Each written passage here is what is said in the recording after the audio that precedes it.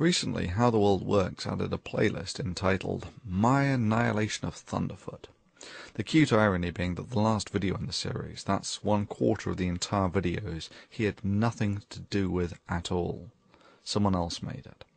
He has since retitled it, The Video That Thunderfoot Does Not Want You to See. Here's a word for you to get acquainted with How the World Works. Plagiarism. I have several issues with the video.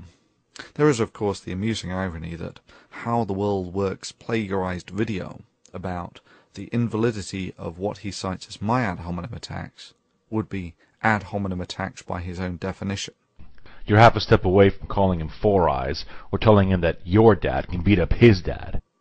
But more than that, when in the very clip that he shows to compare my video to How the World Works, there is a clock in the corner of my video giving people an idea about the rhetoric density. He then compares this to about 15 seconds cut out of two 10-minute videos in which he finds a comparable number of derogatory terms. Many would see this form of cherry-picking as intentionally misleading, as it cuts out 99% of the video and context from which it's clear why I reach the level of disdain that I have for How the World Works. Allow me to make this clear. An ad hominem attack as a logical fallacy is when it is used as a substitute for an argument. Invariably the terms that I use are derived from or are a consequence of presented arguments. And yes, I make no secret of my disdain for someone who engages in actions as antisocial as selling disinformation and conspiracy theories, especially ones which may end up affecting the future of mankind, for cash. The second that North Korea got a missile and was threatening to launch it, we should have bombed the missile site. Period.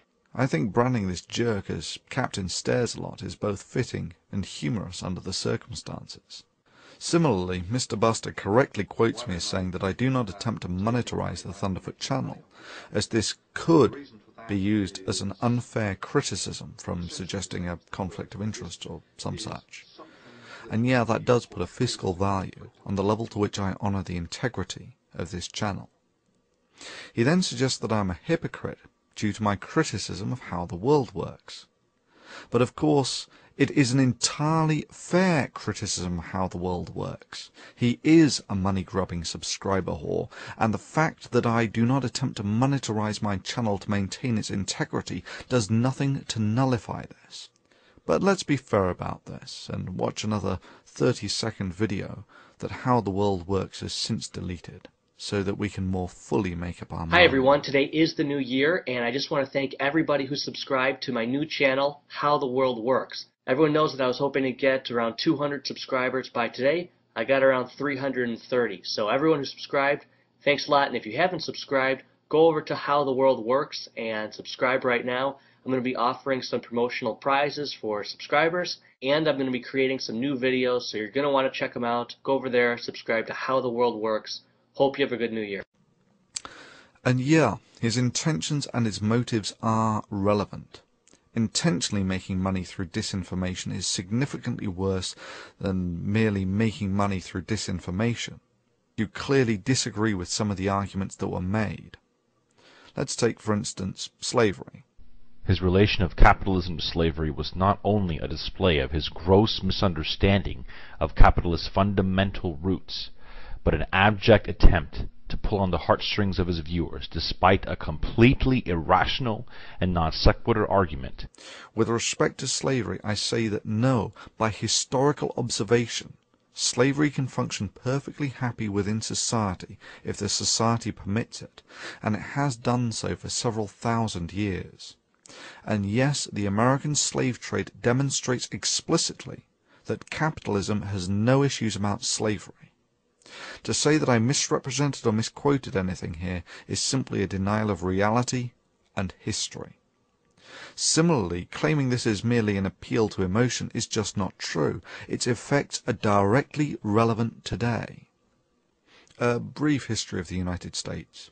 About 250 years ago, the country was founded with a Declaration of Independence, after which for about 100 years slavery and the slave trade were acceptable and profitable in the United States. And yes, profitability is the only metric of success in capitalism. And yes, there are exceptionally brutal elements to this. Look at the practice of slave breaking. For obvious reasons, slavery was financially more expedient for menial work than employing free men. About 150 years ago there was the Civil War, when it was decided that slavery was really not terribly ethical.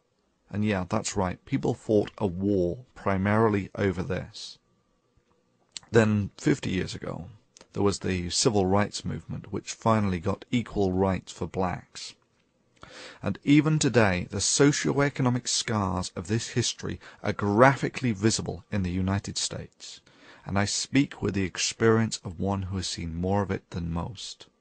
You can still walk in many areas of America from a white neighborhood to a black neighborhood and watch the quality of housing drop and the number of people on the streets increase as their wealth decreases.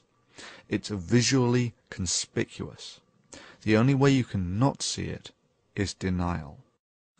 Well, does anyone have any comments on the effectiveness of the healing of these socio-economic scars in a primarily capitalistic society over the past quarter of a millennium?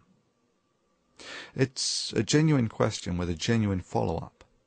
Is the status quo acceptable? And if not, do you have any proposals for the enhanced healing of these scars? Sure, you can say, well, they have equal rights now, but metaphorically, it's closer to breaking both of someone's legs and then saying, what are you complaining about? You are now allowed to compete on level terms with everyone else in the races. My sentiment is similar to that expressed by Colin Powell about the Iraq War. It's Pottery Barn rules. You break it, you own it. That is to say, you are responsible for it. Irrespective, to a degree, the argument of the balance between socialism and capitalism is largely superseded by a factor that is more dominant than either of these: knowledge. Knowledge and society are the future. Indeed, the interplay between knowledge, society, and the advancement of civilization was next on the cutting board before I got distracted by Captain Stairs-a-Lot. Thankfully, How the World Works has effectively scurried away with his tail between his legs, in rather a timely fashion, I may add, as I have real-world commitments for the best part of the next 3 weeks or so, and really can't do anything anyway.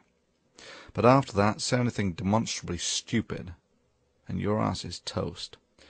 But let's summarize the similarities between the poster boy for conspiracy stupidity, that's PCS2, and his global warming conspiracy, and creationists. Both show contempt for the most qualified people in the world when they field educated opinions on their subject. Both are happy to quote mine in order to misrepresent and mischaracterize what they perceive as their opposition. Both think that the science that built the civilization they live in and are utterly dependent upon is made up of some evil conspiracy out to get them. Both have no issues with plagiarism.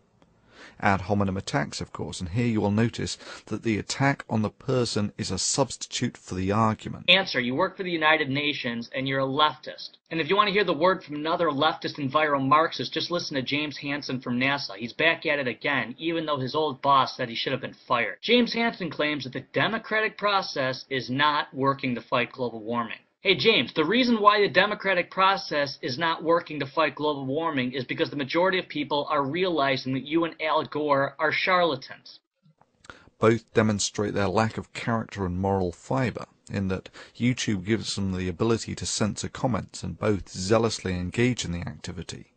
And of course both, when all other options have been exhausted, simply tip the board over and declare victory. So experts, now that I went through every one of your arguments and completely annihilated them... Regrettably, How the World Works. Sorry. PCS2. That's not how the world works. Annihilating someone's argument is not a criterion that is simply achieved by declaring it. Indeed, the mere fact that you need to make such a statement seems to suggest that you do not think that this is self-evident from your argument. In that respect, it's more like Fox News claiming to be fair and balanced. Allow me to summarize PCS2. Braying about how smart you think you are does little to add to your credibility when you are categorically wrong on multiple elementary levels, especially when you further compound your errors by further attempting to justify your ignorance by a variety of deeply unconvincing excuses, and then finally claim that factual veracity is not important as it's only YouTube and who the heck cares, and then ultimately, when all other possible options have been explored, you correct your mistake. To summarize the summary, the knowledge of mankind has guardians to stop antisocial vermin such as yourself from pissing in the fountain of knowledge. To summarize the summary of the summary, keep polluting science, swine. Your bit jars is mine, sunshine.